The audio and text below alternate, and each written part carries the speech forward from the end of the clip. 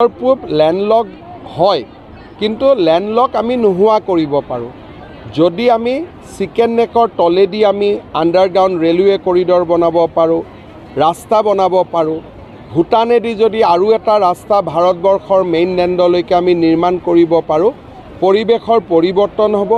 মহম্মদ ইউনুছে যিটো কথা কৈছে সেইটো ভাৰতৰ বহুত, বিশেষকৈ CA আন্দোলনৰ সময়ত ভাৰতৰ বহুকেইজন তথাকথিত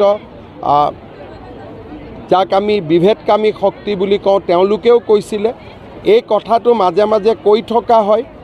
ইয়াৰ বিপৰীতে মই ভাবোঁ যে ভাৰত চৰকাৰে নিশ্চয় শক্তিশালী পদক্ষেপ গ্ৰহণ কৰিব।